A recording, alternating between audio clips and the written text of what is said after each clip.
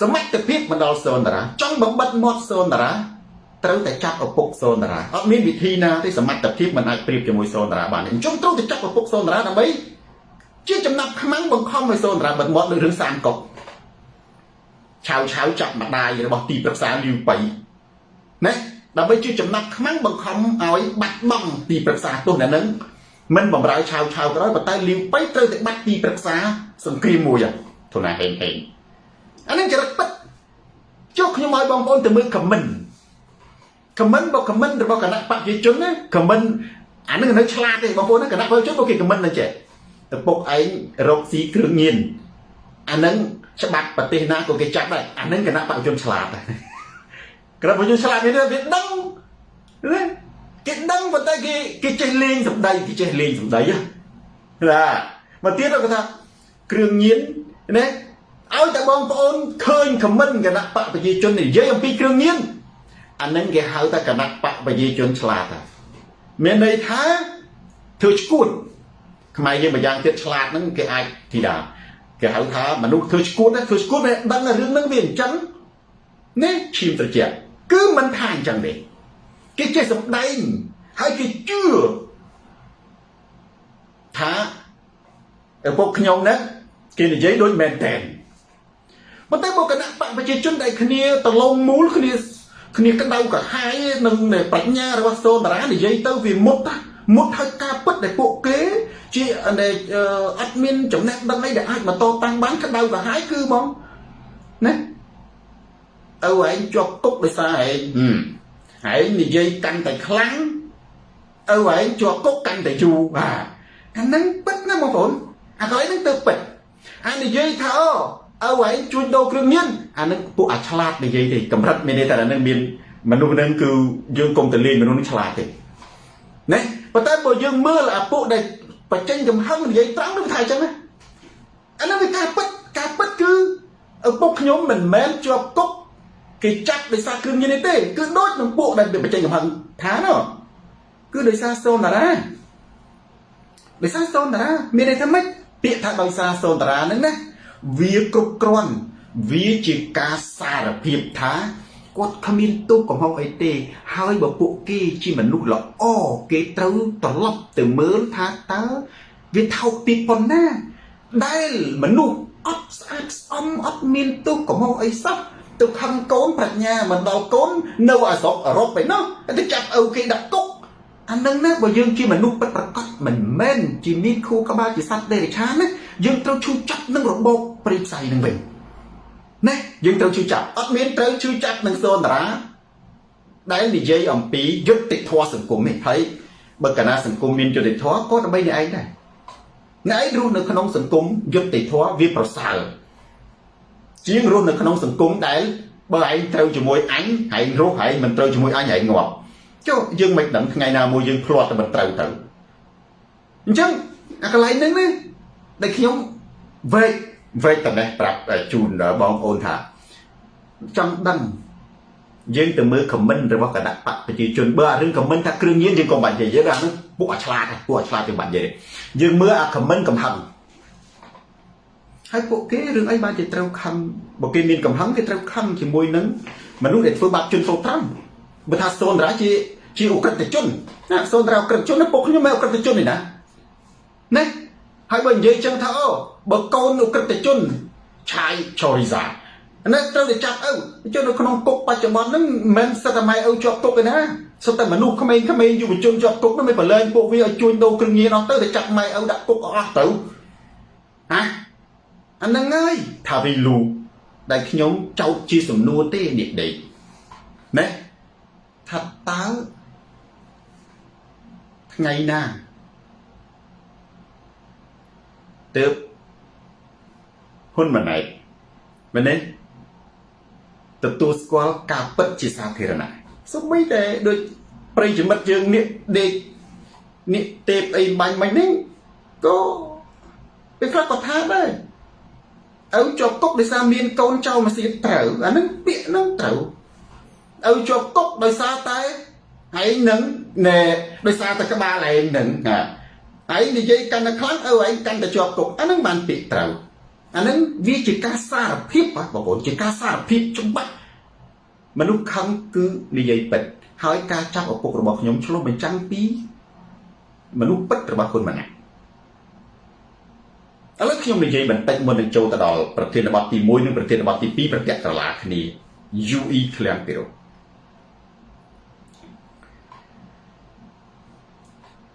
តើខ្ញុំសួរទៅវិញសម្រាប់អ្នកដែលមានគុណធម៌ទេអ្នកដែលមានគុណធម៌ខ្ញុំចង់សម្ដៅទៅលើហ៊ុនម៉ាណែតដែលជាមេដឹកនាំគុណធម៌ចង់ធ្វើជាគំរូនៅក្នុងចិត្តរបស់អ្នកតើទី1អ្នកឯងពិតជាខ្លាចសូនតារាឬក៏គ្មានសមត្ថភាពដែលអាចប្រៀបធៀបឬក៏តតាំងជាមួយខ្ញុំតម្រូវឲ្យអ្នកឯងដាច់ខាតត្រូវតែចាប់ឪពុកខ្ញុំឬគម្រាមក្រុមគ្រួសារខ្ញុំចិត្តជលសាបើអញ្ចឹងខ្ញុំចង់ឲ្យហ៊ុនម៉ាណែតសារភាពថាទទួលស្គាល់ថាចុះចាញ់សូនតារានិយាយថ្លែងសាធារណៈណាទី2ខ្លះគេថាវាមិនអាចជាការបំបត្តិទឹកចិត្តកងទ័ពទេកុំច្រឡំអាអ្នកណាគីសេងដែលមានអារម្មណ៍ឈឺចាប់គេអត់និយាយទេអាអ្នកនិយាយហ្នឹងគឺជាអ្នកច្រឡោតតោតតងទេអ្នកដែលមានអារម្មណ៍ឈឺចាប់គឺថាគេមើលឃើញអយុត្តិធម៌អ្នកខ្លះគេជាកងទ័ពដែលចូលនិវត្តន៍ដល់ឪពុករបស់ខ្ញុំមានវ័យចំណាស់អ្នកខ្លះពីការជាហេគាត់ចាប់ផ្ដើមជឿចាប់ថាអញត្រូវបានគេទុកចោលបើអញហ៊ានតែនិយាយគេថាខ្ញុំជាប់គុកមួយទៀតណាគោលបំណងដែលគេចាប់ណាខ្ញុំសេរីឪពុកខ្ញុំជាចំណាប់ក្មេងគឺក្រោយតែ2ក្រៅតែ2ចំណាប់ខ្មាំងបំបិតមាត់និងបង្ខំឲ្យខ្ញុំចោះចូលគឺគេគម្រាមដល់គណៈបកប្រជាជនដទៃទៀតដែលមានកូនមិនគ្រប់គ្រងគណៈបកប្រជាជនអានឹងដើម្បីឲ្យម៉ែឪនឹងបាក់ស្បាតណាថាបើឯងហ៊ានតែកូនឯងនឹងគ្រប់គ្រងគណៈបកប្រជាជនហើយចេញពីគណៈបកប្រជាជននឹងអញចាប់ម៉ែឪឯងដាក់គុកហ៊ុនប្រាអញ្ចឹងសារនឹងចង់គម្រាមគណៈបកប្រជាជនណាការចាប់ឪពុកខ្ញុំមួយអ្នកដែលនៅគណៈបកប្រជាជនគេមានខ្លួនណាហើយគេយល់ថាវាអយុត្តិធម៌ណាហើយគេយល់ថាខ្លួនគេក៏មិនខុសពីអញ្ចឹងដែរគាត់គេមិនហ៊ាននិយាយណាហើយវាជាឥទ្ធិពលដល់មន្ត្រីផ្សេងទៀតដែលសល់ 3-4 ឆ្នាំទៀតចូលនិវត្តន៍រស់នៅក្នុងគណៈបព្វជិជនគេវិតម្លៃគេថាអូមនុស្សមែនទេអត់មានគុណធម៌ខ្លួនគេមិនខុសពីឪពុកសូនតារាទេម្នាក់គេគិតចឹងគាត់ណាអានេះគិតចឹងគេអត់ប្រាប់យើងទេខ្លួនគេមិនខុសពីសូនតារាមិនដឹងថ្ងៃណាមួយគេយកទៅខ្វាយពួកយើងកងទ័ពបងប្អូនអានេះជាឥទ្ធិពលណានៅអូនៅអឺរ៉ុបនៅអាមេរិកគឺអត់ហ៊ានទេគឺអត់ហ៊ានទេលើកលែងតែមនុស្សហ្នឹងមានទោសពិតប្រាកដអាហ្នឹងមិនអាចការពារបានទេទោសពិតប្រាកដការពារមិនទៅហ្នឹងកងទ័ពបណ្ដោយណៃទៅជួយដូរគ្រឿងញៀនអ្នកឯងជួយដូរគ្រឿងញៀនទៅឪពុកខ្ញុំក៏គាត់ជួយដូរគ្រឿងញៀនខ្ញុំគាត់កាន់ជើងដែរខ្ញុំគ្រប់គ្រងផ្លន់ទៀតទៅបើឪពុកសូនតារាជាអ្នកជួយដូរគ្រឿងញៀនណាខ្ញុំអត់មានហេតុផលឲ្យកាន់ជើងទេព្រោះគាត់ធ្វើខុសច្បាប់ចូលអនុវត្តតាមច្បាប់ទៅចុះណាពួកអានឹងអត់មានប្រកាន់ថាអ្នកនឹងជាអតីតយោធាអ្នកនឹងជាអតីតរដ្ឋមន្ត្រីអីទេឲ្យតែអ្នកនឹងចម្រិតចាប់ចម្រិតមនុស្សជួញដូរគ្រឿងញៀនលួចឆក់ប្លន់សម្លាប់អានឹងមានពាក់ព័ន្ធទៅអានឹងវាជាអតីតផ្កាយ2ដូច្នេះវាជួញដូរគ្រឿងញៀនបានអត់បានទេបើឪពុករបស់ខ្ញុំជួញដូរគ្រឿងមែនជួញដូរគ្រឿងញៀនមែនចូលផ្ដន់ទាទោសគាត់ទៅតាមច្បាប់ព្រះរាជាណាចក្រកម្ពុជាសូនតារាប្រកាសអត់គ្រប់គ្រងអ្នកជួញដូរគ្រឿងញៀនបូកទាំងឪពុករបស់ខ្លួនឯងផងនេះអានេះពាក្យពិតទេបងប្អូនប៉ុន្តែនេះគឺវាអត់ចឹងទេប៉ុន្តែបើវាអញ្ចឹងខ្ញុំគ្រប់គ្រងឲ្យផ្ដន់ទាទោសតាមច្បាប់យើងខុសច្បាប់ឧទាហរណ៍ថាខ្ញុំមានបងប្អូនសម្រាប់មនុស្សខ្ញុំទៅជំទាស់នេះគេចាប់ពូខ្ញុំគេចាប់អ៊ំខ្ញុំគាត់សម្រាប់មនុស្សខ្ញុំទៅប្រឆាំងជាមួយច្បាប់អ្មេចគាត់សម្រាប់មនុស្សគាត់មានទោសគាត់ថាខ្ញុំសោកស្ដាយអាណិតសោកស្ដាយទៅសួរសុខទុក្ខបើឪពុកខ្ញុំគាត់ធ្វើខុសគាត់ជួញដូរគ្រឿងញៀនខ្ញុំគ្រប់គ្រងការផ្ដន់ទាទោសគាត់ថាខ្ញុំវាសំណោះសោកស្ដាយគួរឲ្យសោកស្ដាយនឹងទៅធ្វើតាមច្បាប់មានប៉ុណ្្នឹងឯង ប៉ុន្តែឥឡូវយើងសួរមើលគ្រឿងញៀនណាមិនបើកកន្លះខាំឧទាហរណ៍អីចេះតើគេពិតជាកាច់ទោសគ្រឿងញៀនឬក៏គេយកមនុស្សទៅដាក់ជាចំណាប់ខ្មាំងរងចាំឲ្យសូនតារានឹងចុះចូលត្រហ៊ុនសែនគាត់គិតទេគាត់គិតថាមិនយូរទេបែរសួនសេរីរដ្ឋាមិនជាប់គុកចុងក្រោយនៅតែថ្វាយបង្គំហ៊ុនសែនមែនទេគាត់គិតអីគិតទៅប៉ុន្តែគាត់តែខ្ញុំយល់ច្បាស់ថាចេះមែនទេជាមេរៀនមួយសម្រាប់បងប្អូនទាំងអស់គ្នា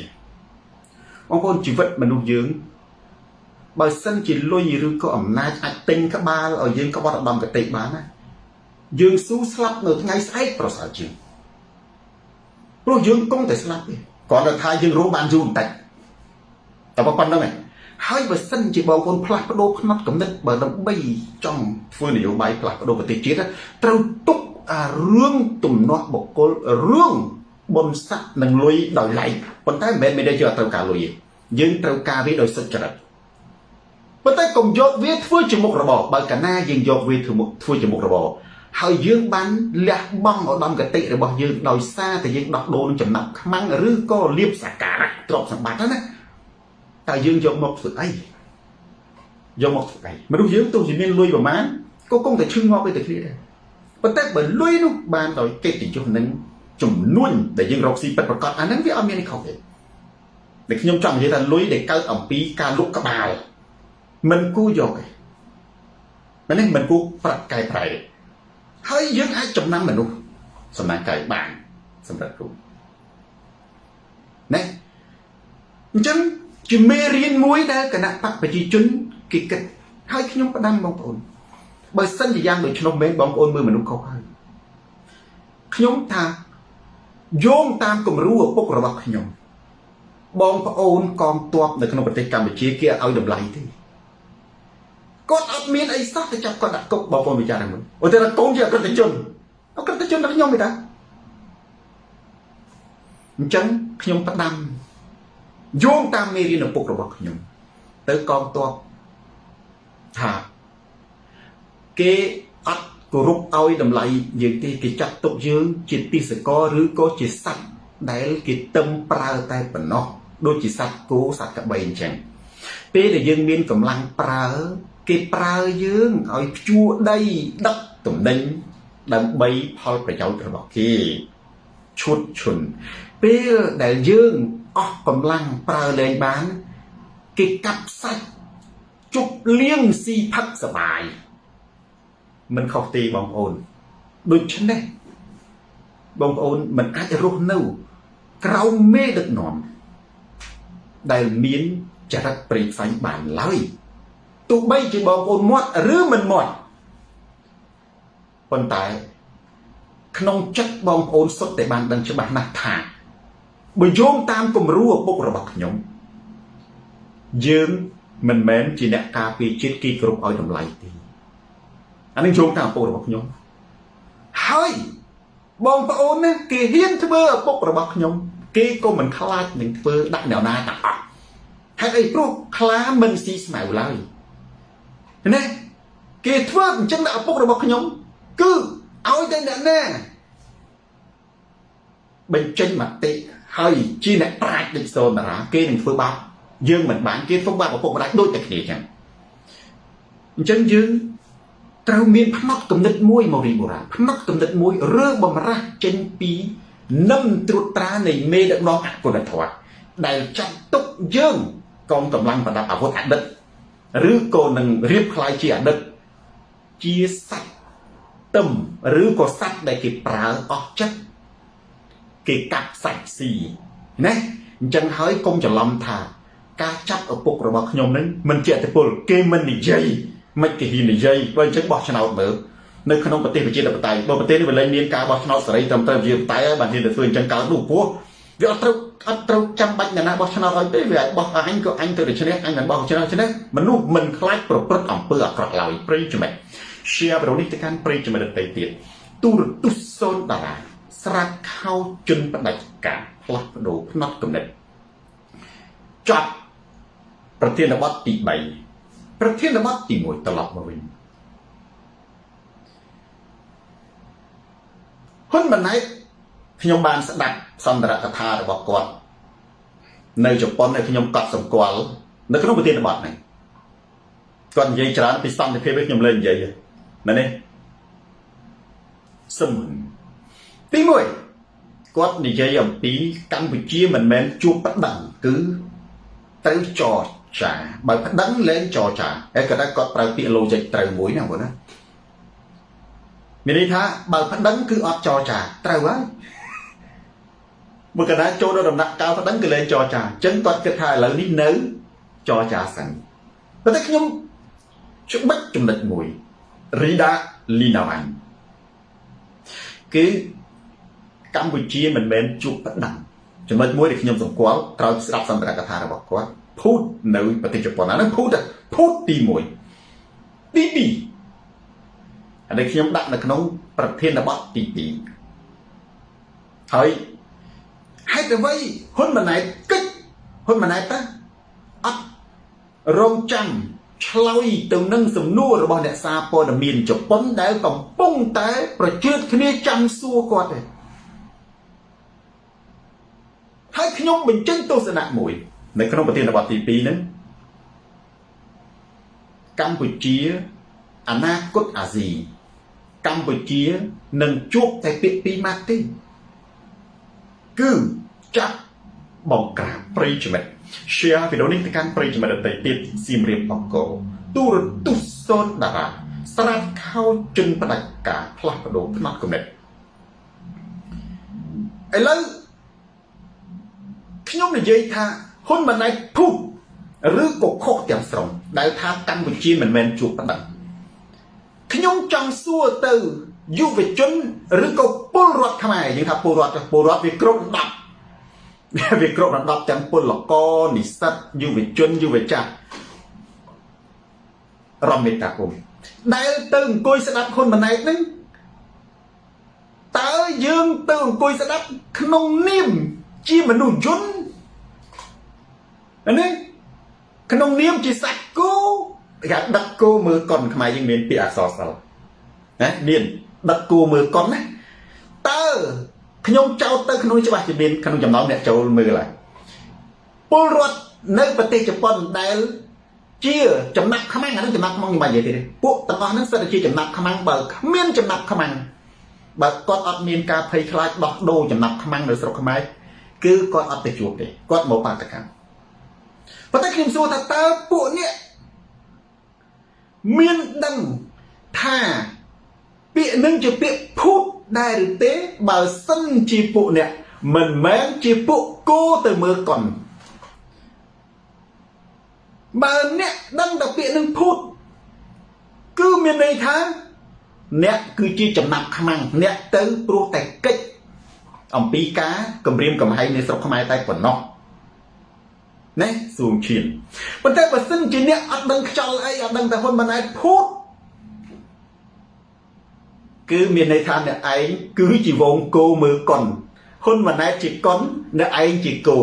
កុនហ្នឹងគឺជាតែចាក់ឌីសទៅមានវិញ្ញាណឯណាចេះតែនិយាយបបាច់បបោចទៅភូតតែកុនភូតសំដែងណាកុនភូតនឹងសំដែងហើយពួកអ្នកគឺជាសាច់គោចេះតែទៅផ្ដុំក្បាលឡើងទៅអញ្ចឹងបងប្អូនច្បាស់ជាដេញដោលសួរមកសូនតារាវិញថាចុះសូនតារាឯងថាហ៊ុនម៉ាណែតភូតនឹងភូតត្រង់ណាបងប្អូននៅក្នុងរបបប៉ុលពតតើគេសម្លាប់មនុស្សគេកំទេចមនុស្សដោយប្រើអីប្រើត្បូងចបហើយគេហៅឈ្មោះថាយកទៅរៀនសូត្រអប់រំនៅក្នុងសម័យបច្ចុប្បន្នគេកំទេចមនុស្សសម្លាប់សេរីភាពមនុស្សដោយប្រើតុលាការស្រីអ៊ុំស្រីអូនហើយគេថាអនុវត្តច្បាប់នៅរបបប៉ុលពតគេប្រើត្បូងចបទៅកំទេចមនុស្សហើយគេថាយើងនឹងក្បត់អង្គការចត់ចិននៅក្នុងរបបសពថ្ងៃគេប្រើតុលាការទៅសម្លាប់សេរីភាព cái thà dương nhột nhung rồi bọt nhột nhung rồi bọt miền này của ba ở dương phong có nhung mà nè chăng nhung thì dây bịa thà tôi là cá bong ôn aiจะรอบบ้านเลยเนี่ยแต่ไตขนมประเทศญี่ปุ่นถ้าเตอในขนมประเทศกัมพูชีองค์การสังคมสิวิลคณะปะประชังมนตรีราชการได้มันควบคุมคณะปะเจจุนมีมนุษย์ประมาณหมื่นประมาณป้อนประมาณแสนเนี่ยได้รองเปะบันดังได้กี่เจ้าทานหยกยงให้จับดักกกให้ทำไมเนี่ยขนมจมเน่ามรณะกรรมเนี่ยพวกรถทำไมครูนไอได้ระบบหุ่นได้พัดังหยวดกบพัดังตั้งไปจนรองกรุบพัดังตั้งไปเนี่ยตัวพลันเตี้ยเกยให้เนี่ยมีน้ำนายแต่จับมาจากเตี้ยพลันเตี้ยพลันได้ให้แต่จับมาจากเตี้ยมาจากได้ไวขนาดจะกระดักกบแต่บางคนมีดังเตี้ยทานเลยขนมประเทศกัมพูชีปัจจุบันนั้นคือกิจประกาพัดังคือเนี่ยมีน้ำนายประตลากาพัดดังดาวใบกับสำลับเสรีเพียบนึ่งกลมติ๊กเนี่ยต้นสอยแต่นาตื้อได้เลยยัยทักกัมพูชีมันแมนจูบดังหาเรื่องทำไมนี่เรื่องรองชนบองพระโอนในญี่ปุ่นมันสกอรองชนอันนั้นขยมหาตัดโกแต่เมื่อก่อนนั้นเราบองพระโอนมวยจำนวนในแต่ตัวคนมันไหนดังนะอัดสกอรองชนอัดสกอโซนราอะไรที่ยมยัยแต่อัดสกอแต่รองชนหนึ่งโซนราเบอร์เยอะมันสกอแต่รองชนหนึ่งโซนราพร้อมแต่เรียนญี่ปุ่นเราประกาศย่อใส่แต่ตัวหาสกอด้วยครูก็มาก็ลอกจมูกโก้เนี่ยคลาสเรียนญี่ปุ่นเราประกาศย่อใส่บอกดังจอเลยผมนั่นที่พบโลกงอนมือเคยปลอกกินดักเอาแบบเป็นบาดไหนเนี่ยรองชนกินปัดดังนะกินรับอกเตี้ยนะโดยซาแต่มือปรุงได้นะกินปัดดังดักกบนะซุนจันทีกินปัดดังดอกสันนะรองชนนะกินดักกบพังตัวกินตอนจับดักกบกินรับโอยกเตี้ยกอดพังให้กินดอกสันเอากอดปีมนุษย์ต้องจีสัตว์ตัวเตี้ยอันนั้นเหมือนกาจีที่สัตว์คือสัตว์ได้มนุษย์ก็จะสัตว์ได้ไหมโดยสัตว์ได้ช้างสัตว์ได้ช้างคือโดยโก้ด้วยกระบด้วยแซ่จังยังทางจังปูวิโลจิกวิปัสโนราเหียวิปัสมันเนี่ยบางคนมันดูเยอะมันดูว่าบอลมีขนมปฏิบัติจิตปฏิบอลมีสัตว์บอกชนะบอลมีสัตว์โชว์ชมเกี่ยวกับชนะมีสัตว์เธออยู่ใบแต่ก่อนแต่เยอะไอ้เมียนเขาสัตว์แซ่สัตว์กูอันนั้นไม่สัตว์ได้ช้างเบิ่งจังยังสลับมาได้นั่นยังรู้ฝึกไอ้มันโดยเฉพาะยังเติมปราชีวิตเยอะนะไม่ประจอยเองมุ้ยนี่มันยังรู้เลยเมียนไหนยังเติมสลับไอ้เมียนไหนโดยเนี่ยตาขลังเมืองมีตัวขลังอกยาขลังเมืองอันนั้นก็ในที่มันเลยล้วนตาหนังรื้อได้เป็นแมนแต่พัดดังถ้าบัดตายเนี่ยไอ้เอาพัดดังเติมบอระเตปัจจามันเจี๊ยดกระดอยอันตรายกระดอยถ้าบัดตายเนี่ยไอ้มันพัดดังบอระเตเฉลี่ยเปลี่ยนตักใดกัมพูชีคนตายมาทั้งไงเนี่ยไอ้จับมาดูดักกบเบอร์เนี่ยไอ้มันพัดดังตาเนี่ยไอ้ฝืนไอ้ปัจจุบันนะคนไซน์นะระบบคนคือเก็บปลากาพัดดังแต่ไม่จับมาดูดักกบเก็บอัดปลากับเพลิงที่นี่บอกคนเก็บสำลับในที่ปัจจุบันใจเก็บสำลับเนี่ยสิไรเพียบเก็บกลมติ๊กมนุษย์ตนสอยเก็บกลมติ๊กกันนะปัจจุบันโดยซาแต่พัดดังนั่นไงไม่แมนท้าคนมันไอ้ถักกัมพูชีแมนจูประดันอันนั้นไงเด็กยมหาทับพูดได้บองปอนเนื้อประเทศญี่ปุ่นสดับเฮ้ยบองปอนหมดสดับโซนราเวนี่นะคือบองปอนคล้ายที่มันด้วยมันต้องบองปอนมันนุ่งเตะบองปอนเต้าปีโปรตายมันอายเกิดบ้านบองปอนจีจำหนักขมังปรูบองปอนมีระบบได้เพย์คลายในขนมประเทศกัมพูชีเพย์คลายสวัสดิภาพกรมครูซาเพย์คลายอดเมียนการหยีเฟอร์เพย์คลายบัตรกรอกหันเพย์คลายปลูกมีนจุ่มนุยมีนโภชนียทานมีนได้มีนเตี้ยมีนเซ็งกรอบสบัดถักประโยชน์สำหรับขมายอันนั้นมีนในท้าบองปอนขวักการแหลกบังแต่บองปอนดังไอ้ซับจับตีมวยยมเยปีรองชนถ้าเป็นแม่มีนในทำมีนแต่รองชนรบมึนบองปอนรบมึนรอโคตรเตียงมนุษย์ปจีจุนสมัยเนี่ยได้เต้าเกี่ยวลูกได้คลีกว่าตัวอัตราแต่ชูเตี้ยยืงแต่ยงมุกเตี้ยยืงกาปีส้มทากงเอากี่ชูเตี้ยเอารูปประกอบกี่จับอันเนี้ยยมทากงชูเตี้ยขยมลูกเอ้ยอายุติดทอนะกี่มาไว้ขนมปกดับเตยทานยงบังกออันนี้ประมาทบนปริศการคืนนี้ยงได้คืนนี้ยงทาจุยขยมพองสำได้เรื่องสำได้กันเดียวจุยขยมพองก ុំឈូសផ្ទះខ្ញុំកូនខ្ញុំនៅតូចប្តីខ្ញុំនៅពិការអត់មានអីស៊ីទេគេវាយខ្នោះពុកទៅតាគុកបាត់ពិតរឿងនេះពេកមកបងដែរអានឹងហើយប៉ុណ្ណឹងនេះសូនតារាខ្ញុំនិយាយបាញ់មិននិយាយរងឈុនតើអ្នកឯងមានដឹងប៉ុន្តែគ្រឿងនេះខ្ញុំនិយាយក្នុងប្រធានបទទី2តទៀតតើអ្នកឯងមានដឹងថាសូនតារាដែលជាតួអង្គម្នាក់ដែលហ៊ុនម៉ាណែតខ្លាចស្ញប់ស្ញែងដែលអ្នកឯងកំពុងតែស្ដាប់នេះចាត់ឪពុកសូនតារាជាចំណាប់ខ្មាំងដើម្បីបង្ខំឲ្យសូនតារានឹងចុះចូលដូចហៃវណ្ណាបងប្អូនមិនស្គាល់សូនតារាបងប្អូនក៏ស្គាល់ហៃវណ្ណាដែរហៃវណ្ណាទៅទទួលហ៊ុនម៉ាណែតនៅប្រទេសជប៉ុនហ្នឹងណាតើក្នុងខួរក្បាលរបស់បងប្អូនហ្នឹងយល់យ៉ាងដូចម្ដេចថាតើការចាប់ប្អូនប្រុសហៃវណ្ណាដើម្បីឲ្យហៃវណ្ណាចុះចូលគឺជាទង្វើប្រកបដោយគុណធម៌ដែលបងប្អូនត្រូវប្រពាក់ប្រពូនក្បាលទៅទទួលស្វាគមន៍បុគ្គលបែបហ្នឹងទេបើអញ្ចឹងមានន័យថាប្រទេសកម្ពុជាគឺវិវិនិច្ឆ័យហើយវាវិនិច្ឆ័យបើសិនជាបងប្អូនហ្នឹងដូចអាញ់ស្តាញគាត់និយាយពិភពលោកនឹងមិនបំផ្លាញដោយមនុស្សអាក្រក់ទេដោយសារមនុស្សឈរអោបដៃមើលបើបងប្អូនឈរអោបដៃមើលហើយមិនហ៊ានតេះដៀលអំពើអាក្រក់មិនហ៊ានតេះដៀលអំពើអយុត្តិធម៌ថែមទាំងទៅលើកដង្កើងបុគ្គលគួរតេះដៀលទៅទៀតពេលមានគេតេះដៀលបងប្អូនដូចធ្លាក់នរកធាក់ពីក្រោយមានគេកាត់រូបបងប្អូនគេផុសរូបបងប្អូនហ្នឹងបងប្អូនខឹងគេមិនបានទេពីព្រោះក្នុងត្រៃបិដកបញ្ជាក់ថាតេះដៀលបុគ្គលគួរតេះដៀលឡើងខាងសិទ្ធិគេចាប់ដាក់សរសើរបុគ្គលគួរតេះដៀលធ្លាក់នរកដូចគេធាក់ពីក្រោយឧទាហរណ៍ដូចជាការធ្វើបាបពលរដ្ឋខ្មែរនិងអ្នកនយោបាយគណៈបកប្រឆាំងនៅក្នុងប្រទេសកម្ពុជាទៅដកសិទ្ធិមនុស្សទៅ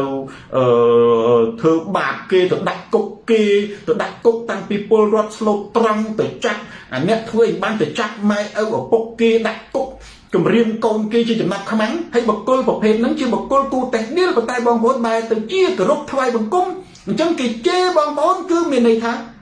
សេរីសុខធ្លាក់នរកដូចគេធ្លាក់ពីក្រោយបងប្អូនធ្លាក់នរកបងប្អូនទៅប្រឡាក់របស់ហ្នឹងគឺធ្លាក់នរកគឺការពិតណាស៊ុយត្រីប្រធានបទទី2ប្រិយមិត្ត share វីដេអូនេះទៅកាន់ប្រិយមិត្តដទៃទៀតទូរទស្សន៍សូនតារាស្រាតខោជន់ផ្ដាច់ការផ្លាស់ប្ដូរផ្នត់កំណត់ចំណុចសម្គាល់របស់ខ្ញុំទី2ហ៊ុនម៉ាណែតអត់ហ៊ានអាណាចក្រខ្មែរឆ្លើយទៅនឹងអ្នកសារព័ត៌មានដែលរងចាំសម្ភាសគាត់នៅប្រទេសជប៉ុនក្រោយសន្និសីទហេតុអ្វីមែនទេបងប្អូនដឹងហេតុអ្វីចម្លើយមាន3 logic ចម្លើយទី1នរណាក៏ដឹងដែរចម្លើយទី1ខ្ញុំនិយាយមុនចុះរឿងបុគ្គលខ្ញុំឯងប៉ុន្តែរឿងប្រទេសជាតិបងប្អូនខ្ញុំមានអ្នកគ្រប់គ្រងសូនតារាដែលខ្ញុំនិយាយមិញហ្នឹងគឺមានកូនសិស្សនៅជប៉ុនគ្រប់គ្រងសូនតារាច្រើនមានខ្លះជាកូនសិស្សខ្ញុំកាលនៅសាកលវិទ្យាល័យនេះនៅសាកលវិទ្យាល័យជាកូនសិស្សក្រោយមកគាត់ទៅធ្វើការកិច្ចការ 4-5 ឆ្នាំទៅមែនទេហើយគាត់ដាក់អាហារូបករណ៍ជាប់មកជប៉ុនដូចខ្ញុំនិយាយហ្នឹងអាហារូបករណ៍ជប៉ុនមានចែកការនឹងតាមរយៈក្រសួងអប់រំនិងផ្សេងហើយជប៉ុនភាគច្រើនគឺគេអភិវឌ្ឍធនធានមនុស្សនៅក្នុងវិស័យរដ្ឋចង់និយាយថាអ្នកនឹងជាបុគ្គលិករដ្ឋបុគ្គលិកក្រសួងសេដ្ឋកិច្ចបុគ្គលិកក្រសួងពាណិជ្ជកម្មអីហ្នឹងគេចង់យកមនុស្សហ្នឹងមកបណ្ដុះបណ្ដាលឲ្យត្រឡប់ទៅក្នុងរដ្ឋាភិបាលវិញដើម្បីជំរុញអភិវឌ្ឍប្រទេសមានកូនសិស្សខ្ញុំច្រើនខ្ញុំនិយាយចេះហើយក្នុងចំណោមនោះបាក់អត់ចំកូនសិស្សខ្ញុំទេគឺចំនិស្សិតអាហារូបករណ៍នៅជប៉ុនដែលគ្រប់គ្រងសូនតារាមិនចេញមកគាត់នឹងហើយដែលជាអ្នកណាតតាំងមានន័យថាឆ្លងឆ្លោយជាមួយខ្ញុំហើយគាត់ខ្ញុំផ្ដាំគាត់មានបណ្ដាញជាមួយអ្នកសារព័ត៌មានជប៉ុនខ្ញុំនិយាយប៉ិតណាបងណាខ្ញុំនិយាយប៉ិតគាត់មានបណ្ដាញព្រោះគាត់មែនទេជាមនុស្សឆ្លាតដែរឆ្លៀវវៃសោខនសខ្ញុំប្រាប់ថាគាត់ថាលោកគ្រូឥឡូវហ្នឹងខ្ញុំគិតអត់បានទេព្រោះខ្ញុំជាមន្ត្រីរាជការខ្ញុំត្រូវទៅហើយបើអត់ទេគេកត់ឈ្មោះអានេះខ្ញុំដឹងហើយខ្ញុំនិយាយមកហើយក៏គាត់ក៏បានមើលគាត់ថាលោកគ្រូនិយាយនឹងគ្មានខុសដូចថាកន្លែងណាសោះ រឿងថាចំណាប់ខ្មាំងហ្នឹងលោកគ្រូគ្មានខុសទាំងណាទេខ្ញុំលោកគ្រូដឹងស្រាប់ហើយសូមទោសហើយពួកខ្ញុំមន្ត្រីរាជការមែនទេនៅក្រសួងអញ្ចឹងខ្ញុំត្រូវត្រឡប់ទៅក្រសួងវិញបើមិនអញ្ចឹងគេលុបក្របខ័ណ្ឌចោលហើយអត់បានទេប៉ុន្តែខ្ញុំបានផ្ដាំទៅគាត់វងបានៅពាក្យមួយម៉ាត់ថាចេះខ្ញុំថាតើមានស្គាល់បណ្ដាញឬក៏ក្រុមហ៊ុនគេហៅសារព័ត៌មានរបស់ជប៉ុនទេគាត់ថាមានមិត្តភ័ក្តិរបស់គាត់មិត្តភ័ក្តិរបស់គាត់ជាអ្នកកសែតទៀតនៅជប៉ុនហើយខ្ញុំផ្ដាំគាត់ថាបើសិនជាជួបហ៊ុនម៉ាណែតបើសិនជាមានសន្និសីទសារព័ត៌មានហ៊ុនម៉ាណែតគេអ្នកសម្ភាសអីហ្នឹងណាជួយពឹងឲ្យគាត់សួរហ៊ុនម៉ាណែតថាហេតុអ្វីបានជាអ្នកគ្មានការខ្មាស់អៀនចាត់ឪពុកសូនតារាជាចំណាប់ខ្មាំងក្រៅតែពីចាត់ប្អូនប្រុសរបស់ណែហូតហៃវ៉ាណាខ្ញុំផ្ដាំថាអញ្ចឹងគាត់ថាបាទលោកគ្រូហើយមួយថ្ងៃក្រោយមកគាត់ប្រាប់មែនគាត់ផ្ញើសារមកខ្ញុំទៅលោកគ្រូខ្ញុំបានផ្ដាំបាទអ្នកសារព័ត៌មានគេចាប់អារម្មណ៍ជប៉ុនគេផ្ញើគេថារឿងនឹងពិតមែនគាត់បានដឹងបាទអ្នកសារព័ត៌មានគេបានដឹងគេថារឿងនឹងពិតណាពិតគេថាគេនឹងសួរអ្នកសារព័ត៌មានជប៉ុនថាគេនឹងសួរថាឪពុកគាត់សួរខ្ញុំថាឪពុកឈ្មោះខ្ញុំឲ្យឈ្មោះឪពុកខ្ញុំទៅគាត់គឺសុកសុនណារ៉េតហើយខ្ញុំសរសេរលំអិតបន្តិចដើម្បីបង្ហាញព័ត៌មានសុកសុនណារ៉េតឪពុករបស់ខ្ញុំនឹងគាត់គឺជាទាហានចូលនិវត្តន៍អតីតនាយសេនាធិការរងនៅតំបន់ប្រតិបត្តិការសឹករងកំពង់ស្ពឺណាហើយគាត់ធ្លាប់ជួបហ៊ុនម៉ាណែត2លើកធ្លាប់ជួបហ៊ុនសែន1លើកខ្ញុំសរសេរបន្តិចដើម្បីព្រោះធម្មតាអ្នកសារព័ត៌មានគេតែងតែមានសាវតាហើយ background បើគេសួរគេត្រូវមានសាវតាគេក៏មិនគ្រាន់តែចឹងទេខ្ញុំរៀបរាប់ប្រាប់គាត់ចឹងហើយគាត់ទៅប្រាប់ដូចអ្វីដែលខ្ញុំរៀបរាប់ប្រាប់ចឹងប៉ុន្តែសំណួរខ្ញុំគ្រាន់តែចង់ឲ្យគេទៅសួរហ៊ុនម៉ាណែតថាហេតុអ្វីបានចាប់ឪពុករបស់ខ្ញុំជាចំណាប់ខ្មាំងដោយគ្មានការខ្មាស់អៀនពីព្រោះហើយបានខ្ញុំបញ្ជាក់គាត់រឿងត្រង់ថាពាក្យខ្មាស់អៀនដោយគ្មានគេខ្មាស់ឬក៏ខ្មាស់អៀនជប៉ុនភាសាជប៉ុនគេថាមិនខ្ញុំមិនដឹងទេប៉ុន្តែគាត់ជាអង់គ្លេសទេព្រោះពេលដែលគាត់ចុះបូកទៅជប៉ុនក៏អត់មានចេះជប៉ុនទេតែដល់ជប៉ុនគេរៀនជប៉ុននេះមិនដឹងទេណាគាត់ចេះជប៉ុនក៏មិនដឹងទេលីតាហើយមកខ្ញុំប្រាប់ពីខ្មែរពីព្រោះបើកណាសួរថាហេតុអ្វីបានជាអ្នកចាក់ឪពុកសូនតារាជាចំណាប់ខ្មាំងអានឹងយើងដឹងហើយព្រោះចង់ឲ្យសូនតារានឹងចុះចូលបិទមាត់ចប់ណានេះប៉ុន្តែបើយើងត្រូវគូថាយើងមានខ្មាស់អៀនចង់និយាយថាតើអ្នកឯងមានដឹងថាអានឹងវាជារឿងគួរឲ្យថោកទាបទេគួរខ្មាស់គេខ្មាស់ពិភពលោកគឺខ្ញុំចង់ឲ្យអាសាព័ត៌មានទូរទស្សន៍ឬក៏ណែអាកសែតជប៉ុនហ្នឹងគឺវាសួរហ្នឹងខ្ញុំសូមអរគុណច្រើនខ្ញុំលាក់អត្តសញ្ញាណដោយមិនអ្នកគ្រប់គ្នាទាំងអស់អ្នកណាផ្ញើសារមកសូនតារាគឺអត្តសញ្ញាណត្រូវបានថែរក្សាទាំងអស់ប៉ុន្តែខ្ញុំអរគុណដែលបាននិយាយចឹងទៅប្រាប់ជប៉ុនពេលនោះណាបងប្អូនហេតុអីបានរដងខ្ញុំមិនដែលតាមដានហ៊ុនម៉ាណែតពីដើមដល់ចប់ទេខ្ញុំតាមដានហ៊ុនម៉ាណែតទៅជប៉ុននេះពីដើមដល់ចប់ព្រោះខ្ញុំអ្វីដែលខ្ញុំចង់ដឹងគឺចង់ដឹងថាតើណែគាត់បានឆ្លងកាត់សន្និសីទសារព័ត៌មានដែរឬទេអត់មែនទេអត់ចំណុចទី1តាមការស្មានរបស់ខ្ញុំថាបើសិនជាលួនរីហ្នឹងហ៊ុនម៉ាណែតធ្វើសន្និសីទសារព័ត៌មានឆ្លើយទៅនឹងសំណួរហ្នឹងណាបើសិនជាអ្នកកសែតម្នាក់ក្នុងចំណឹងចូលទៅបើគាត់អវត្តមានក៏អត់បានសួរដែរប៉ុន្តែបើគាត់មានវត្តមានអាអ្នកកសែតដែលកូនសិស្សដែលអ្នកគ្រប់គ្រងសូនតារានិស្សិតអាហារូបករណ៍នៅជប៉ុនហ្នឹងដែលខ្ញុំពឹងហ្នឹងគេច្បាស់ជាសួរបើគាត់មានវត្តមានជួបហ៊ុនម៉ាណែតរឿងចាប់ឪពុកសូនតារាជាចំណាប់ខ្មាំង1ចំណុចទី2ខ្ញុំឆ្លើយថាហេតុអីបានជាហ៊ុនម៉ាណែតមិនហ៊ានឆ្លើយទៅនឹងសំណួរអ្នកសារព័ត៌មាន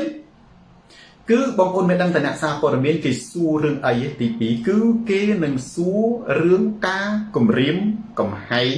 តំណាងរាស្ត្រជប៉ុនមុនគេហើយម្ល៉េះគាត់អត់សូវជាប្រកែកបកស្រាយទេគាត់ប្រកែកតែបញ្ជា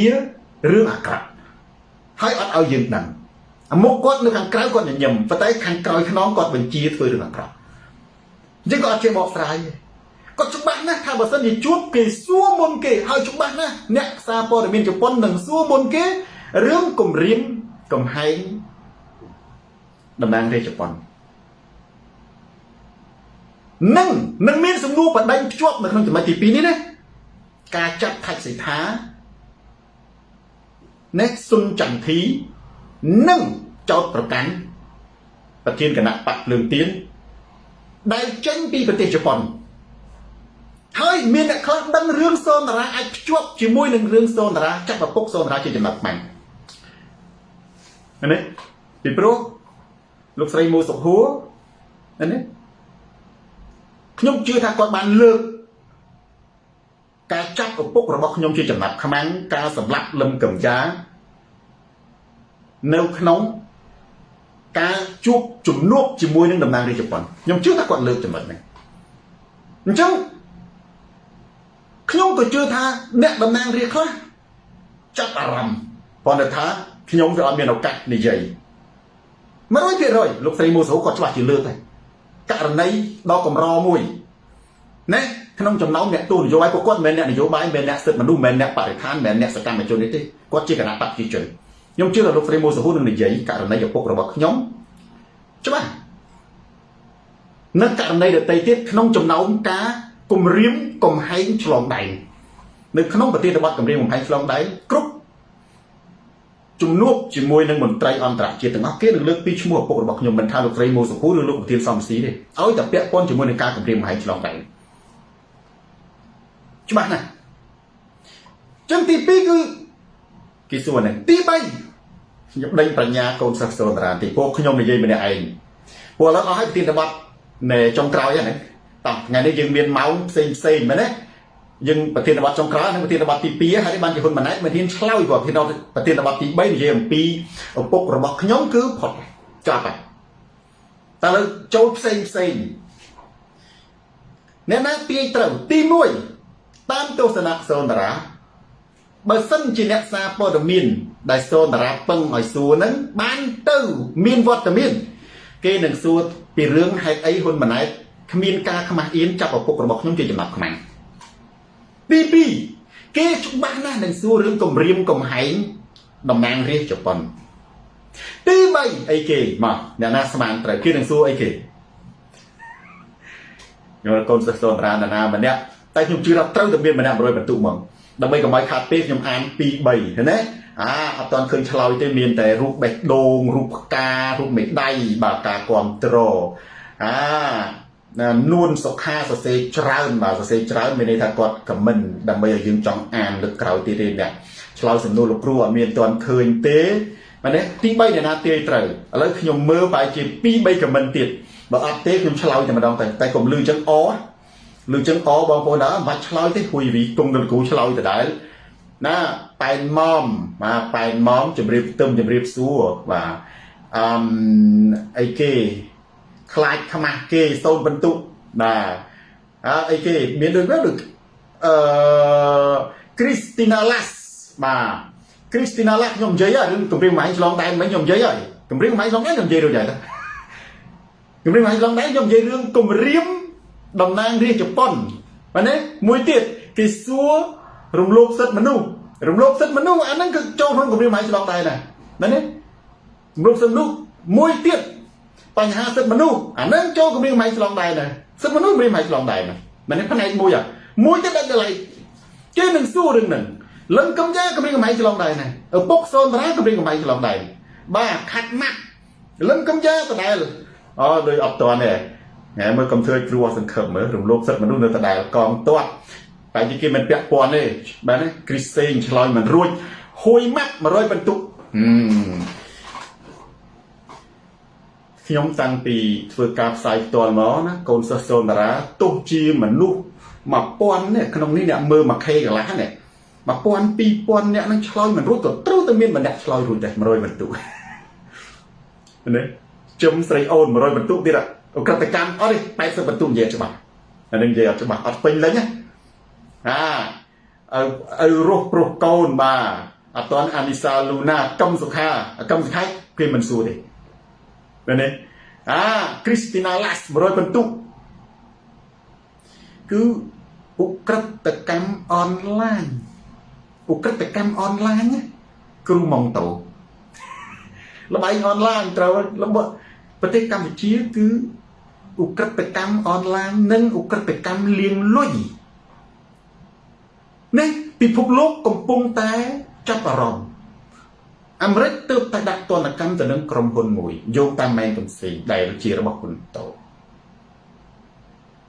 ជប៉ុនថៃអាស៊ីមួយទាំងមូលគេកំពុងតែចាប់អារម្មណ៍ឧក្រិដ្ឋកម្មងងឹតសូណូអនឡាញនៅក្នុងប្រទេសកម្ពុជាគឺពួកចាប់ចម្រិតមនុស្សឬក៏លៀងលុយខ្មៅនៅក្នុងប្រទេសកម្ពុជាជាទីតាំងយោងតាមរបាយការណ៍អន្តរជាតិជាទីតាំងណាហើយការប្រព្រឹត្តអំពើឧក្រិដ្ឋកម្មអនឡាញនោះឬក៏ការលៀងលុយខ្មៅនោះគឺយោងតាមសំរងស៊ីសុទ្ធតែពាក់ព័ន្ធណាប៊ុនធឿនឃ្លាំងមឿងជាមួយនឹងអ្នកដឹកនាំជាន់ខ្ពស់កំពូលទាំងអស់ណា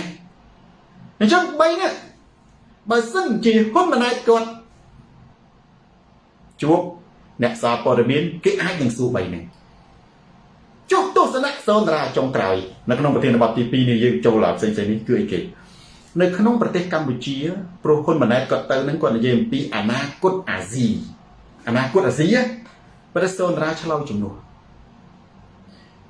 តែងសេចក្តីអាចឆ្លើយថាម៉េចក៏បានដែរអ្នកឯងអាចសរសេរថាម៉េចក៏បានដែរប៉ុន្តែពីរហ្នឹងខ្ញុំបានសរសេររួចហើយមានតែចាប់និងបង្ក្រាបទីអនាគតនៅក្នុងអាស៊ីប្រទេសអត់មានសុវត្ថិភាពទេមានភូមាប្រទេសខ្មែរប្រទេសថៃភូមាថៃខ្មែរព្រំដែនអត់មានសុវត្ថិភាពសន្តិភាពដល់ឡើយទេណាអូប្រទេសឥណ្ឌាប៉ាគីស្ថាននៅភូមាជាប់មិនមែនជាប់តែថៃទេជាប់ប្រទេសដទៃទៀតអញ្ចឹងខ្ញុំអត់និយាយពីអាស៊ីទូទៅប៉ុន្តែនិយាយពីកម្ពុជាក្នុងចំណោមនោះបងប្អូនណាចាំសម្ដីសូនតាអនាគតណានៅក្នុងប្រទេសកម្ពុជាសូនភេងនិយាយតែពាក្យពីរម៉ាត់ទេគឺចាប់និងបង្ក្រាបពីព្រោះមនុស្សកាន់តែមានការចេះដឹងខួរក្បាលមនុស្សកាន់តែឆ្លាតវាកាន់តែបច្ច្រាស់អំពីអំពើព្រៃផ្សៃហើយហ៊ុនម៉ាណែតដើម្បីដឹកនាំប្រទេសបានគាត់ត្រូវតែព្រៃផ្សៃខាងក្រោយខ្នងទុកមុខគាត់ញញឹមណាដល់តែពេលគាត់កាន់តែព្រៃផ្សៃគាត់កាន់ណានេះដេកតែបាត់ការគ្រប់គ្រងពុំបញ្ញាវឌ្ឍនាគាត់កាន់តែបាត់ការគ្រប់គ្រងនៅក្នុងរបបមួយដែលបាត់បង់ការគ្រប់គ្រងទោះជាសាហាវព្រៃផ្សៃយ៉ាងណាក៏ដោយវានឹងបាត់នៅក្នុងពេលឆាប់ដូច្នេះដើម្បីរក្សាអំណាចគឺគាត់ត្រូវតែចាប់ដោយគាត់ប្រើតឡាការពីបទផ្សេងជាពិសេសកំពុងតែល្បីបទញុះញង់គឺគាត់នឹងប្តឹងចាប់ជនស្លូតត្រង់ទាំងអស់ដែលគាត់ទើបតែនិយាយថាមិនមែនជួបប្តឹងបច្ចុប្បន្នគាត់ចេះតែនឹកឃើញនិយាយច្រើនចេះតែនឹកឃើញនិយាយកើតមិនមែនជួបប្តឹងប្រជាជនខ្មែរខ្លួនឯងដាក់គុកភៀងអាហ្នឹងណាអញ្ចឹងចាប់អត់មានសំណោះឯងពីដើមមកបងប្អូននៅក្នុងប្រទេសកម្ពុជាអាចមានកសែតប្រឆាំងមានទស្សនាវដ្តីប្រឆាំងមនុស្សអាចបញ្ចេញមតិនៅក្នុងប្រទេសកម្ពុជាបានឥឡូវនេះគូគាត់ទៅពីចាប់ហើយអនាគតណាគឺអត់មានថយហ៊ុនសែនគាត់និយាយអត់មានថយទេបើអត់ថយអាការចាប់មកបើវារីកគឺវាកើនតាអានោះជំងឺមហារីកចឹងដូច្នេះបើយោងតាមទស្សនវិស័យរបស់សម្ដេចអគ្គមហាសេនាបតីតេជោហ៊ុនសែនដែលហ៊ុនម៉ាណែតកាន់យកទស្សនវិស័យហ្នឹងអនាគតនៅក្នុងប្រទេសកម្ពុជាគឺចាប់និងបង្ក្រាបចុះអ្វីទៅបង្ក្រាបគឺបង្ក្រាបសេរីភាពមិនមែនបង្ក្រាបអ ுக ្រិតជនបង្ក្រាបលបែងទេបង្ក្រាបសេរីភាពគឺសម្រាប់លទ្ធិប្រជាធិបតេយ្យនៅក្នុងប្រទេសកម្ពុជាមិនមែនលំហសេរីភាពតូចទេអនាគតអាស៊ីនៅក្នុងប្រទេសកម្ពុជានឹងគ្មានសេរីភាពទាល់តែសោះនៅក្នុងការបញ្ចេញមតិនិងសេរីភាពនយោបាយលើកលែងតែសេរីភាពនៅក្នុងការលើកជើងបែបអត់មានអីលើពីនឹងទេមែនទេអត់មានអីលើពីនឹងទេដរាបណាម៉ាត់ស៊ូព្រីមយើងខ្សោយអញ្ចឹង ជាសាររបស់សូនតារាយើងនៅជុំវិញពិភពលោកត្រូវតែរួមកម្លាំងគ្នាយើងត្រូវតែខ្លាំងដើម្បីកែប្រែប្រទេសយើងឲ្យមានសុខសាន្តមានសេរីភាពគ្មាននរណាម្នាក់រងគ្រោះដោយសារការចាប់និងបង្ក្រាបពីជនផ្ដាច់ការគឺយើងមិនត្រូវបោះបង់ចោលការតស៊ូហើយយើងត្រូវទាំងអស់គ្នាខ្លាំងរឿងកប៉ិចកប៉ុកកុំយកដាក់ក្នុងខួរក្បាលមានរឿងខ្លះយើងមិនមើលបានមិនមើលទៅចុះដូចជាការជេរបចោគ្នាឥតប្រយោជន៍សង្ស័យគ្នាអីហ្នឹងកុំអត់ប្រយោជន៍កូនសិស្សសូនតារាអ្នកដែលធ្លាប់រៀនជាមួយខ្លាចតែអ្នកមិនដែលរៀនជាមួយសូនតារាព្រោះនៅក្នុងនេះកូនសិស្សសូនតារាអ្នកដែលរៀនជាមួយសូនតារាមានច្រើនណាជនលសាគឺទោះជាអ្នកនឹងកែប្រែបងប្អូនណាអ្នកនឹងពីដើមធ្លាប់ចំណែនជួនកាលចិត្តគាត់នៅចំណែនដដែលប៉ុន្តែក៏រៀនទប់អារម្មណ៍បានជាងមុនឧទាហរណ៍ថាម៉ាំងអីទៅប្តឹង Facebook ម៉ាំងអីទៅប្តឹង Facebook អាម៉ាំងអីប្តឹង Facebook ហ្នឹងរលាយច្រើនណាស់បងប្អូនហើយយើងអង្គុយនឹកឃើញអារម្មណ៍អីចំណែនអ្នកនោះទៅប្តឹង Facebook សរសេរ status បានមួយអីចឹងទៅជឿចាប់រឿងអីចឹងទៅសរសេរ status បានមួយអីចឹងទៅដល់ status ហ្នឹងយូរទៅវាមានពេលខ្លះណាកិច្ចការដែលទៅរកកិច្ចការក្រុមឬក៏កិច្ចការនៃគណៈបកកិច្ចការក្រុមកិច្ចការគណៈបកដែលគេមិនចាំបាច់រ៉ៃអានេះជារឿងផ្ទៃក្នុងណារឿងផ្ទៃក្នុងវាធ្វើឲ្យមនុស្សខូចចិត្តមួយចំនួនហ្នឹងវាយល់ថាគេមិនឲ្យតម្លៃ drama មួយបងប្អូនណាកូនសិស្សសូនតារាច្រើនណាស់ខ្ញុំទម្លាប់ខ្ញុំបរៀនណាខ្ញុំបង្រៀនមើលខ្ញុំថាកុំឲ្យប្តឹង Facebook បើផុសនៅលើ Facebook បង្ហោះសារដែលមានប្រយោជន៍សារដែលមានប្រយោជន៍ហ្នឹងគឺសារទាំងឡាយណាដែលញ៉ាំងឲ្យមានសាមគ្គីភាពបើសិនជាសារទាំងឡាយណាដែលជាអារម្មណ៍របស់យើងហើយនិយាយទៅនាំឲ្យវាមានល្អក់កកយើងទ្រាំទៅទូរស័ព្ទទៅជេរគ្នាទៅផ្ញើសារទៅឯងមិនក៏ធ្វើចឹងដាក់អញហ៎ប៉ុន្តែបើនៅលើ Facebook ណាខនគង់ពិសេសកូនសិស្សសូនតារាបងប្អូនអ្នកដែលបានរៀនជាមួយសូនតារាអត់ដែលឆ្លោះគ្នាអត់ដែលបញ្ចេញអារម្មណ៍អានេះគេហៅថាដែលនាំឲ្យមានការណាច្បោកច្បល់នឹងត្រូវការលួងលោមពីអ្នកដទៃយើងអាចនិយាយគ្នាយើងបាននិយាយខ្លីគេទៅប្តឹង Facebook សម្បូរណាស់ឥឡូវនេះមនុស្សយើងអ្នកប្តឹង Facebook ហ្នឹងការរាប់អានមិត្តភ័ក្តិបងប្អូនប្រយ័ត្នប្រយែងណាបងប្អូនមើលអ្នកណាប្តឹង Facebook ច្រើនកុំសូវនិយាយរឿងសំខាន់ជាមួយនិយាយរឿងផឹកស៊ីបានហើយផឹកស៊ីទិញកៅអៅលេងសើចប៉ុន្តែរឿងកិច្ចការសំខាន់កុំឲ្យសោះនិយាយជាមួយអ្នកបកកាយប្តឹង Facebook ម្នាក់បកកាយប្តឹង Facebook នៅមិនថាដេកមិនលក់ក៏ប្តឹង Facebook ទៅតែចឹងណាថាអន់ចិត្តជាមួយអ្នកណាទៀតក៏ទៅ drama Facebook ហើយអ្នកមើលហ្នឹងអត់ដឹងថានិយាយឲ្យអ្នកណាទេដល់តែមិនដឹងនិយាយអ្នកណាអ្នកខ្លះគឺអត់ចង់សំដៅលើអ្នកហ្នឹងទេដោយសារដូចមានរឿងហ្នឹងដែរទៅខឹងចោះនឹងថាអញទៅឆ្លោះតាអត់ដឹងខ្លួនទៅទៀតតែបិទអ្នកហ្នឹងសរសេរសារហ្នឹងសំដៅលើនោះសំដៅលើមួយនោះជាមួយចាំសម្ដីសូនតារានេះរៀបកៅតែនៅក្នុងពុទ្ធសាសនាគេថារបៀបខ្សែគប់មនុស្សអត់ខុសទេបងប្អូនតែលោកគ្រូនិយាយរឿងអើអត់ទេខ្ញុំមិនឲ្យរាប់អានណាគ្រាន់តែថាបើអ្នកណាឧស្សាហ៍ប្តឹង Facebook ចិនណាចិនមែនទេយើងនិយាយតែរឿងលេងសើចសប្បាយបានហើយកុំនិយាយរឿងកិច្ចការចាំបាច់ពីព្រោះអ្នកនោះណានឹងយកកិច្ចការសំខាន់ទៅនិយាយលេងសើចនៅលើ Facebook ទេមែនទេនេះគឺជារឿងមួយត្រឡប់ទៅវិញទៅក្នុងប្រធានបទទី1ថាជួបប្តឹង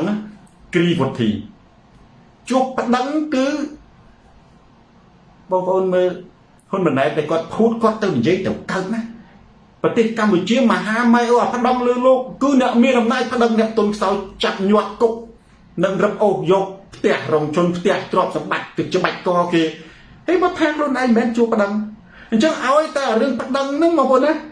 អាប្តឹងហ្នឹងវាមានគុណសម្បត្តិគុណវិបត្តិយើងជាជនរងគ្រោះយើងប្តឹងមិនអីប៉ុន្តែបើថាអ្នកមានអំណាចទៅប្តឹងជនរងគ្រោះអាហ្នឹងគឺកាប់សាច់ស៊ីហើយមួយទៀតអ្នកដែលចូលធ្វើនយោបាយគេឧស្សាហ៍ប្តឹង Facebook អារម្មណ៍ផ្ទាល់ខ្លួនអន់ចិត្តក៏ទៅសេអាសប្បាយចិត្តក៏ទៅសេអាហ្នឹងយើងជាពួកម៉ាក់ចិត្តស្និទ្ធក៏ដោយជាពួកម៉ាក់ប៉ុន្តែកុំនិយាយសាច់ការជាមួយ ខ្ញុំមានមិត្តភក្តិច្រើននេះដែលចូលនយោបាយតាំងពីយូរមិនមែនតែម្ល៉េះតាំងពី10-20 ឆ្នាំមុនគ្រប់មិត្តភក្តិខ្ញុំទាំងអស់ឲ្យតែចូលធ្វើនយោបាយខ្ញុំមានតែពាក្យមួយម៉ាត់ទេបងណាសុំយោបល់សូនតារាជជែករបស់សូនតារាគេចូលចិត្តសុំយោបល់ទោះជានៅស្រុកខ្មែរក៏ដោយនេះចំណាចិនពាក្យអីគេបងណាត្រូវចាំថាបើយើងចូលប្រឡូកក្នុងនយោបាយយើងមានសត្រូវពីរនៃធៀបទេមិនមែនសត្រូវទេណាគឺសត្រូវខាងក្រៅនិងសត្រូវខាងក្នុងសត្រូវខាងក្រៅគឺជាគូប្រជែងរបស់យើងណាគឺជាគណៈបកខាងក្រៅសត្រូវខាងក្នុងគឺជាសមាជិកក្រុមការងាររបស់យើងអានេះត្រូវចាំតិចបំផុតទេហើយត្រៀមខ្លួនដើម្បីលេបគ្រោះលេបថ្មបងប្អូនគ្រោះហើយនឹងថ្មមិនមែនមហូបទេណាមានន័យថាត្រៀមខ្លួនឈឺចាប់បងប្អូននឹងជួបរឿងដែលបងប្អូននឹកស្មានមិនដល់ដោយបងប្អូនលេបដុំឈឺចាប់ជាងបងប្អូនលេបដុំថ្មទាំងមូលទៀតបងប្អូននឹងប្រឈមការឈ្នានេះប្រឈមការនិយាយដើមគ្នាឆេញហូកូឡុំបឺសប្រឈមនឹងការចំណែនប្រឈមនឹងការខ្សឹបខ្សៀវប្រឈមព្រោះធម្មជាតិរបស់មនុស្សមិនមែនគណៈបកណាក៏ដោយអង្គការសង្គមស៊ីវិលក៏ដោយក្នុងវត្តអារាមក៏ដោយក៏លោកឆ្លោះគ្នាដណ្ដើមធ្វើជាគ្រាចវត្តដែរណាបងប្អូនដណ្ដើមឡើងតំណែងឋានៈនៅក្នុងខេត្តដែរអញ្ចឹងបងប្អូនណាពាក្យសូនតារាខ្ញុំនិយាយទៅកាន់កូនសិស្សនិងរាល់មិត្តភក្តិរបស់ខ្ញុំទាំងអស់ហើយខ្ញុំមើលទៅកម្រមានអ្នកណារួចផុតណាកម្រមិនងាយធ្វើបានទេហ្នឹងកម្រមានអ្នកណារួចផុតអ្នកដែលអាចធ្វើដូចសូនតារាបានគឺឈ្នះអស់មានសត្រូវត្រូវចាំថាពេលដែលយើងបោះជើងចូលទៅក្នុងនយោបាយគឺយើងចូលទៅលេបដុំគ្រោះចូលទៅលេបដុំថ្មយើងមានសត្រូវពីរគឺសត្រូវខាងក្រៅសត្រូវខាងក្នុងសត្រូវខាងក្រៅគឺងាយទប់ទេប៉ុន្តែអ្វីដែលពិបាកទប់គឺសត្រូវខាងក្នុងគឺសមាជិកក្រុមការងារមិត្តភក្តិរបស់យើងបើយើងទប់អានឹងបានគឺយើងទៅមានអ្នកខ្លះសម្បើមអត់ទាន់ស្គាល់ក្រុមឃើញថាអូឃើញក្រុមហ្នឹងគេអីហំហែងគេធូរសុបនៅសម្បើមអីចឹងស្រាប់តែចូលផ្លុកចូលបានមួយអាទិត្យអន់ចិត្តដល់ចេញហ្មងបងណាអានឹងគឺមិនមែនកូនសិស្សសូនតារាអត់ដែលស្ដាប់សូនតារាប្រាប់រកគ្រប់គ្នាទាំងអស់អ្នកណាក៏ដោយឲ្យតែមុននឹងចូលជួបសូនតារាសូនតារា5អញ្ចឹងខ្ញុំឲ្យមនុស្សនឹងត្រៀមចិត្តណាហេតុអីពីព្រោះពេលដែលមនុស្សត្រៀមចិត្តមនុស្សជួបរឿងហ្នឹងនឹកឃើញសម្ដីសូនតារានឹកឃើញថាអូលោកគ្រូថាចូលទៅក្នុងពិភពនយោបាយគូនឹងត្រូវជួបរឿងចំណែនជួបរឿងឈ្នានេះជួបរឿងខ្បែងជើងជួបរឿងខ្ទាស់ជួបរឿងដុំគ្រោះជួបរឿងលេបថ្មជួបរឿងលេបភ្លើងយើងត្រូវសំលៀងចិត្តអត់ធ្មត់នឹងដោះស្រាយរាល់បញ្ហាតើត្រូវសំលៀងចិត្តអត់ធ្មត់នឹងដោះស្រាយរាល់បញ្ហាយ៉ាងដូចម្តេចមានវិធីរបស់វាកុំឲ្យតែសូមរាយនិយាយពីបញ្ហាអីរឿងមិនចាំបាច់ប្រតិកម្មទោះជាគេជេរយើងក៏ដោយអត់ត្រូវការបកស្រាយដើម្បីសុំការយល់ពីគេទេឧទាហរណ៍អ្នកនឹងចំណែនឈ្នានេះយើងជេរយើងចង់ផ្ដួលយើងខំប្រឹងទៅបញ្យល់បកស្រាយដើម្បីឲ្យឈ្នះអ្នកនឹងក៏គេអត់ឯកភាពបញ្ឈប់ការចំណែនឈ្នានេះយើងដែរចូលបដោតលើគោលដៅនិងផលប្រយោជន៍រួមមែនទេដូច្នេះវានឹងបាត់ទៅឯងពុទ្ធថាកម្មរងាប់ពីការបញ្ចងពីណាមនុស្សដែលមានបញ្ហាស្មុគស្មាញនៅក្នុងគូក្បាលច្រើនតែមនុស្សចាប់អារម្មណ៍នឹងសម្ដីអ្នកដតីខ្លាំងពេកអានេះនិយាយចេះចុំមិនវាថាអញ្ចឹងអញចុំហើយដល់លឺអញ្ចឹងទៅលឺអានេះអត់បានចូលប្រជុំមនុស្សចូលប្រជុំមិនហ្នឹងអាតុញវាថាតារាឯងចេះវាថាតារាឯងមិនចេះហីមិនវាថាអញ្ចឹងចាប់ផ្ដើមចេញអារម្មណ៍ទៅប្តឹង Facebook ថ្ងៃនេះខ្ញុំមិននឹកស្មានថាអានឹងហើយបងប្អូនណាឥឡូវខ្ញុំសួរថាអ្នកណាដែលធ្លាប់ជួបសូនតារានិយាយរឿងអីក៏ដោយឥឡូវខ្ញុំនិយាយត្រឡប់មកទៅនេះអានេះជាបទពិសោធន៍ដូចបង្រៀនកូនសិស្សសូនតារាឲ្យចេះរបៀបធ្វើនយោបាយណាបងប្អូនធ្វើនយោបាយបើយើងកុំរញ៉េរញកុំញញ៉ៃច្រើនអាណាមានប្រយោជន៍ ដែលអ្វីដែលប្រយោជន៍គឺអ្វីដែលកើតទៅជាលទ្ធផលនិងសាមគ្គីភាពចូលយើងធ្វើចុះអ្វីដែលកើតទៅជាមិនលទ្ធផលសាមគ្គីភាពទោះគេចោទយើងគេថាយើងនោះមនុស្សអាក្រក់មនុស្សអាត្មានិយមមនុស្សអីទៅយើងក៏មិនចាប់អារម្មណ៍កុំសឹងទាំងមិនលឺទាំងនឹងនិយាយទៅទៀតជួបអ្នកនឹងទៅមិត្តយើងធម្មតាមិនភ្លេចទាំងគិតថាគេនិយាយពីក្រោយខ្នងយើងផងព្រោះវាអត់សំខាន់ឥឡូវខ្ញុំត្រឡប់មកទៅនេះមានមនុស្សជាច្រើនណាគាត់ជួបសូនតារាគាត់ថាលោកគ្រូនៅក្នុង Facebook ផ្សេងនៅក្រៅផ្សេងនៅក្នុង Facebook គូនិយាយបានវោហាមាត់ទៅបបោកដល់ទៅពេលនៅក្រៅដូចជាអត់មាត់អត់កោមិនយ៉ាងខ្ញុំនិយាយការពីបងប្អូនហើយអ្នកដែលជួបសូនតារាខ្ញុំដឹងថាអាចមានអ្នកខ្លះច្រឡំថាអញ្ចឹងតែខ្ញុំធ្លាប់និយាយទៅម្ដងហើយក្នុង Facebook ខ្ញុំថាសូនតារាមិនមែនជាមនុស្សកំណាញ់សម្ដីទេខ្ញុំនិយាយដូចទៅក្នុង Facebook ចឹងហើយបើជួបអ្នកដែលត្រូវទស្សនៈដូចនិយាយផ្នត់គំនិតនយោបាយសេដ្ឋកិច្ចវិទ្យាសាស្ត្រអ្វីដែលនាំឲ្យមានរូបចម្រើនទៅមុខណារូបចម្រើនទៅមុខមើលទៅឃើញខិតខំស្រាវជ្រាវរកវិធីផ្សេងដើម្បីផ្លាស់ប្ដូរអញ្ចឹងទៅអានឹងខ្ញុំនិយាយទល់ភ្លឺក៏បានដែរជជែកគ្នាអត់ស៊ីអត់ដែលផឹកតែជជែកគ្នាអត់ដេកទល់ភ្លឺក៏បានដែរប៉ុន្តែបើយើងនិយាយដើមគ្នាអានឹងខ្ញុំអត់មានអីតទេបងប្អូនធ្វើដូចសូនតារាត្រូវអត់មកប្រមាត់ចង្កាត់ដេកលក់បាត់បើតែនៅក្នុងជីឡានគេនិយាយដើមគ្នាទៅជីប្រហែល5ម៉ោងណា5ម៉ោងខ្ញុំដេកលក់រហូតនឹងខ្ញុំភ្ញាក់តែកន្លែងបត់ជើងតូចហើយនឹងហូបកាហ្វេទេមែនទេហើយគាត់ទៅបើនិយាយខ្ញុំនិយាយទេសភាពទៅអូឡើយនេះស្អាតភ្នំអីចឹងទៅចំដលេងទៅពីព្រោះណាបងប្អូនអានិយាយដើមគ្នាជាបុព្វហេតុនៃការមិនត្រូវគ្នានឹងមកអានិយាយដើមគ្នាណាជាបុព្វហេតុនៃការមិនត្រូវគ្នាហើយបើយើងជលក់មាត់ទៅកាន់ម្ខាងជាបុព្វហេតុនៃការញែកនឹងហើយដែលខ្ញុំនិយាយថាលេបគ្រោះលេបថ្មកាលណាយើងដឹងយើងត្រូវដឹងថាអាណាថ្មអាណាគ្រោះយើងកុំលេបអញ្ចឹងកូនសិស្សសូនតារាខ្ញុំផ្ដាំកុំឃើញក្រុមមួយនឹងយើងយល់ល្អក៏ដោយប្រយ័ត្នតែចូលទៅបានមួយទឹកឬមួយខែអន់ចិត្តណាប្រយ័ត្នចូលអន់ចិត្តត្រូវត្រៀមថាអញសូមសិស្សសូនតារាអាណាមានប្រយោជន៍អញចាប់អារម្មណ៍អ្វីទៅជាប្រយោជន៍អ្វីដែលកើតជាលទ្ធផលជាដុំកំភួននិងអ្វីដែលកើតជាសាមគ្គីភាពអានឹងយើងចូលរួមចុះអ្វីដែលកើតទៅជាការបែកបាក់អ្វីដែលកើតទៅជាអវិជ្ជមានចូលក៏មានការចូលរួមអីទោះជាអ្នកនឹងនិយាយដើមយើងឮគេប្រាប់ក៏ដោយគេថាអានឹងថាសូនតារាអញ្ចេះថាសូនតារាអញ្ចុះបងប្អូនខ្ញុំជួបបើឮគេនិយាយគ្រប់ទៅជាខ្ញុំរហូតទៅគេលែងនិយាយទៅអូតារាមួយនោះមួយថោតារាអីថាចេះតែអូតារាថាចេះខ្ញុំតែបាត់ទៅមើលពាក់វ៉ែនតាខ្ញុំដេកលក់បាត់ខ្ញុំមិនទៅដឹងទេផងថាអីថាទៅមិនព្រោះខ្ញុំអត់ចង់ឈ្នះគាត់ផងខ្ញុំចង់ឈ្នះតែរបបផ្ដាច់ការអីទៅអាហ្នឹងហើយគេហៅថាប្រយោជន៍ណាបងប្អូនប្រយោជន៍គឺខួរក្បាលយើងហ្នឹងកុំទៅចាប់អារម្មណ៍រឿងដែលឥតប្រយោជន៍ណាអានេះគឺជាសារចុងក្រោយរបស់សូនតារាបាទចូលទៅក្នុងរបៀបរយៈផ្សេងអញ្ចឹងបងប្អូនជាងមើលម៉ោងដោយសារតែពេលវេលាមានកំណត់ថ្ងៃនេះយើងមានម៉ោងច្រើនដើម្បីជជែកគ្នាលេងនៅក្រៅប្រធានបទរដងអត់ទេដល់ប្រធានបទចប់គឺកាត់យកតែម្ដងណាអញ្ចឹងសារនេះណាគ្រប់កូនសិស្សសូនតារាទាំងអស់ចំណាំចុងក្រោយឈានជើងចូលនយោបាយឬក៏ចូលក្នុងក្រុមហ៊ុនក៏ដោយចូលក្នុងអង្គការចាត់តាំងមួយឬនយោបាយច្បាស់ជាលេបគ្រោះលេបថ្ម